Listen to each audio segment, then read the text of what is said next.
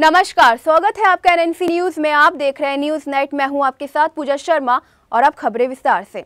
विवादों में घिरे गृह मंत्री राजनाथ सिंह ने आखिरकार अपनी चुप्पी तोड़ते हुए उनके परिवार पर लग रहे सभी आरोपों को निराधार बताया है। राजनाथ सिंह ने दिल्ली में पत्रकारों से बात करते हुए कहा कि पार्टी के ही कुछ लोग उनके खिलाफ साजिश कर रहे हैं और अफवाहें फैला रहे हैं। साथ ही उन्होंने कहा कि अगर उन पर लगा कोई भी आरोप साबित हुआ तो वह राजनीति और सार्वजनिक जीवन से संन्यास ले लेंगे। सूत्रों की माने तो राजनाथ ने इस मामले की शिकायत आरएसएस से की है, जिससे उन्होंने कहा है कि कैबिनेट के एक वरिष्ठ मंत्री अफवाह फैला रहे हैं कि उनके बेटे पंकज सिंह को प्रधानमंत्री नरेंद्र मोदी ने भ्रष्टाचार में शामिल होने को लेकर डांटा था। मित्रों, विगत 15-20 दिनों से लगातार हवा में मेरे और मेरे परिवार के संबंध में अफवाहें तैर रही हैं। मैंने सोचा कि अफवाहों का कोई सिर पैर नहीं होता है, इसलिए कुछ ही दिन में यह सब सारी अफवाहें समाप्त हो जाएंगी। लेकिन मैं देख रहा हूं कि निरंतर वह अफवाहें बढ़ती ही जा रही हैं। मैं देश की जनता को आश्वस्त करना चाहता हूं कि जिस दिन मेरे अथवा मेरे परिवार के किसी सदस्य के ऊपर कोई आरोप प्रथम दृष्टया भी सिद्ध हो जाएगा, उस दिन इस राजनीति को ठोकर मारकर मैं घर बैठ जाऊंगा। शीला दीक्षित के केरल के राज्यपाल पद से इस्तीफा देने के बाद ऐसी अटकलें लगाई जा रही हैं कि वो फिर से दिल्ली की राजनीति में वापसी कर सकती हैं। जब शीला की वापसी के बारे में भाजपा के दिल्ली प्रदेश अध्यक्ष सतीश उपाध्याय से पूछा गया तो उन्होंने इस मामले पर कुछ भी बोलने से मना कर दिया। लेकिन इस दौरान वो पूर्व मुख्यमंत्री पर निशाना साधना नहीं भूले। उन्होंने कहा कि शीला दीक्षित ने 15 साल तक दिल्ली की जनता को धोखा दिया था, जिसकी वजह से उन पर भ्रष्टाचार के आरोप भी लगे हैं। 15 साल उन्होंने दिल्ली में राज किया है। 15 साल बाद उनको दिल्ली की जनता ने रिजेक्ट कर दिया। तमाम भ्रष्टाचार के आरोप लगे हुए हैं और एक कांग्रेस की सम्मानित नेता है, उनका अपना घर है। अपने घर में कोई आए कोई जाए, इसमें हमारा क्या, कोई हमारा इसमें वो नहीं है। कौन राजनीति करेगा नहीं करेगा, हम कौन होते हैं उनके बीच में कहने वाले। शीला जी आएँ जाएँ, माकन जी आएँ जाएँ, जो मर्जी आएँ, इसमें हमारा कोई वो नहीं। लखनऊ पूर्वी विधानसभा सीट से कांग्रेस के प्रत्याशी रमेश श्रीवास्तव ने अपना पर्चा दाखिल किया।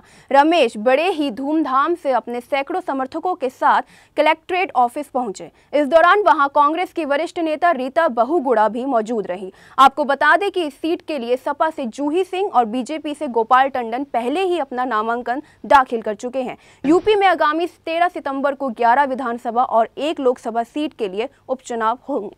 पिछले एक लंबे समय से सांसद है तो यहाँ का भारतीय जनता पार्टी का, विधायक है तो उसका, मेयर है तो उसका, सभासद है तो उसका।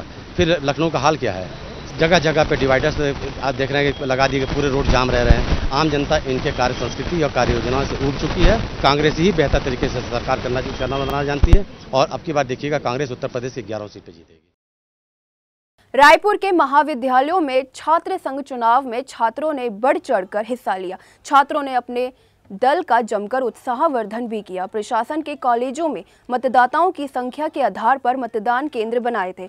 वहीं सुरक्षा और निष्पक्ष चुनाव कराने के लिए मतदान के दौरान केंद्रों में मतदाताओं के अलावा सिर्फ प्रत्याशियों को जाने की इजाजत दी गई थी। इस दौरान कॉलेजों में माहौल ना बिगड़े, इसके लिए सुरक्षा के भी पुख्ता इंतजाम किए गए थे।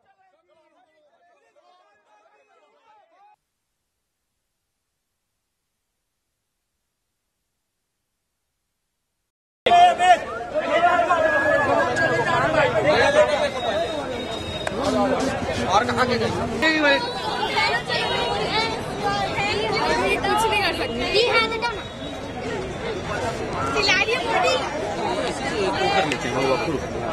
मत करो, वोट डालने के लिए वोट डाल। लव जिहाद के कथित मामले में गिरफ्तार किए गए नेशनल शूटर तारा सहदेव के पति रंजीत सिंह कोहली उर्फ रकीब उल हसन को दिल्ली के द्वारका कोर्ट पेश किया गया, जहां से जज ने रंजीत को 3 दिन की ट्रांजिट रिमांड पर भेज दिया है। पुलिस की पूछताछ में कोहली ने बताया कि वो इस्लाम धर्म का पालन करता था, लेकिन उसने इस्लाम धर्म कबूल नहीं किया है। कोहली का कहना है कि वो हिंदू है और उस पर लगे सभी आरोप गलत हैं। रंजीत के पास से पुलिस ने लैपटॉप और पैसे जब्त किए हैं। साथ ही रंजीत की बुजुर्ग मां को भी गिरफ्तार कर लिया गया है। आपको बता दें कि रंजीत पर उसकी पत्नी ने पहले धर्म छुपाकर शादी करने और फिर जबरन धर्म परिवर्तन के आरोप लगाए हैं।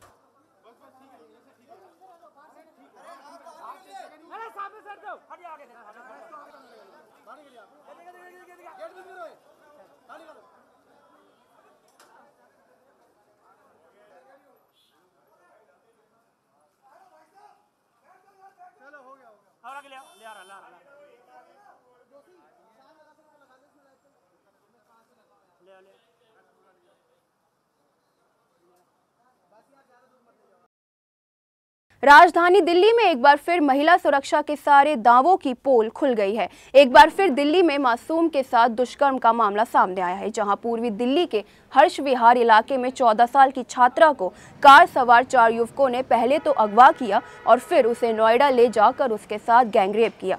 वहीं इस पूरे मामले में पीड़िता के परिजनों ने पुलिस पर आरोप लगाते हुए कहा है कि पुलिस इस मामले को लेकर कोई ठोस कार्रवाई नहीं कर रही है। लड़की को यहाँ से 2 लड़के, लड़की जाती थी पार्लर, रास्ते में 2 लड़के, एक पड़ोसी है दिनेश नाम का और एक लड़का इसके मामा का है। 2 लड़के यहाँ से ले गए, रास्ते में 4 ये ठाके ले गए। लड़की को मारने का चक्कर है, इनका क्या हाल है, लड़की के साथ गलत काम भी करा है और लड़की को पता नहीं हम कैसे तैसी करके बचा के बड़ी मुश्किल से लाए जी। और धमका और रही है पुलिस। क्या कहती है?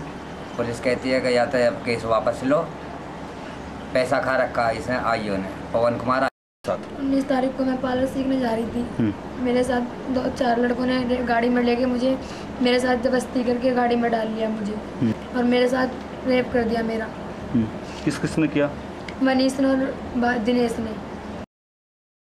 हापुड़ के बहादुरगढ़ जिले में कुछ दिन पहले छात्रों के 2 गुटों के बीच झगड़ा हुआ था, जिसके बाद इस मामले में पुलिस ने अभी तक कार्रवाई करते हुए 13 दंगाई को गिरफ्तार कर लिया है। साथ ही करीब 150 अज्ञात लोगों के खिलाफ पुलिस ने मुकदमा दर्ज कर लिया है। आपको बता दें कि इस पूरे मामले में कुल 9 मुकदमे दर्ज हुए हैं। साथ ही झगड़े के बाद बेकाबू हुए हालात अब काफी हद तक सामान्य नजर आ रहे हैं, लेकिन दंगे का असर अभी भी यहां के बाजारों से पूरी तरह खत्म नहीं हुआ है। वहीं प्रशासन ने सुरक्षा के मद्देनजर क्षेत्र में भारी पुलिस व पीएससी तैनात कर दी है। साथ ही क्षेत्र में धारा 144 भी लगा दी गई है। कल हमारी मार्केट में 2 पक्षों में, 2 समुदाय के पक्षों में आपस में झगड़ा हो गया था, तो इसलिए लोग दहशत में हैं, इसलिए आज मार्केट नहीं आ पाए हैं। थोड़ा जो है इस टाइम आदमी दहशत में, तो घर से नहीं निकल पा रहे हैं। गांव में पूर्ण से शांति है, आप लोग भी देख रहे हैं, सब बिल्कुल पूर्ण से शांति है और सब लोग अपना काम धंधे में लगे हैं। और जैसे ही लोगों से बात हुई है, काफी दुकानें आज खुल गई हैं और कल जो है, कल तक काफी दुकानें, लगभग सभी दुकानें जो हैं वो खुल जाएंगे। आज फ्लैग मार्च कराया जा रहा है, आसपास के गाँव में कराया जा रहा है, ताकि लोगों में कॉन्फिडेंस बिल्डिंग हो और ये जो र्यूमर उड़ाई जा रही है कुछ लोगों द्वारा, अफवाह फैलाई जा रही है, इन पर काबू पाया जाए, लोगों को सही स्थिति। उत्तर प्रदेश के मुरादाबाद के भगतपुर थाना क्षेत्र में एक किशोरी के साथ गैंगरेप की घटना सामने आई है, जहां एक 15 वर्षीय लड़की के साथ पहले तो 4 मंचलों ने अपहरण कर दुराचार किया और फिर किशोरी के साथ हुए दुराचार का वीडियो भी बना डाला, जिसके बाद वो पीड़िता के साथ कई दिन तक मनमानी करते रहे। लेकिन जब पीड़िता ने विरोध किया तो बदमाशों ने उसकी वीडियो को इंटरनेट के जरिए सार्वजनिक कर दिया। जब पीड़िता इंसाफ की गुहार लेकर थाना पहुंची तो वहां भी पुलिस ने कोई कार्रवाई करने से मना कर दिया, लेकिन पीड़िता ने हिम्मत नहीं हारी और उसने उसके साथ हुए दुराचार की जानकारी अधिकारियों को दे दी, जिसके बाद अधिकारियों के आदेश पर चारों युवकों के खिलाफ फौरन मुकदमा दर्ज कराया गया।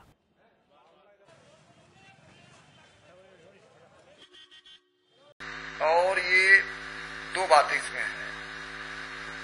उस लड़की के साथ बताया जाता है कि कुछ आत्मीयता थी, लेकिन लड़कों ने गलत काम किया है और 4 लड़कों के विरुद्ध मुकदमा बलात्कार का लिखा हुआ है। मेरा विश्वास है कि कल तक अभियुक्त गिरफ्तार कर लिए जाएंगे।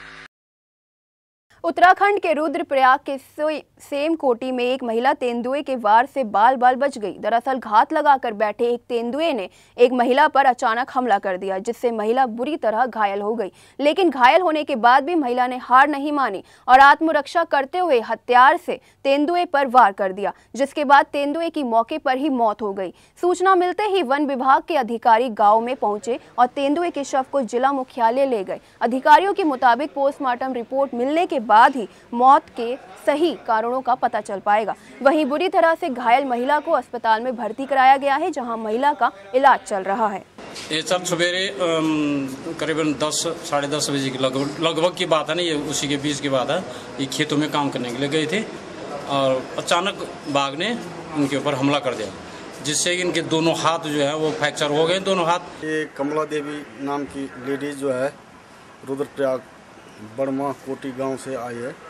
इसका वहाँ जंगल में जो है बाघ से जो है संघर्ष हो गया था, उसमें ये घायल हो गई थी और इलाज के लिए भी इस हॉस्पिटल लाया गया है और इलाज चल रहा है। मुरादाबाद में गुमनाम चिट्ठी ने रेलवे विभाग में खलबली मचा दी। इस चिट्ठी में मंडल रेल प्रबंधक सुधीर अग्रवाल को जान से मारने की धमकी दी गई थी। साथ ही चिट्ठी में रेलवे कॉलोनी में होने वाली समस्याओं को सही करने की बात भी लिखी हुई थी। वहीं प्रशासन ने इस चिट्ठी की जांच की जिम्मेदारी आरपी को दी है, लेकिन मुरादाबाद के एडीआरएम का कहना है कि चिट्ठी देखकर यही लगता है कि ये किसी की शरारत है।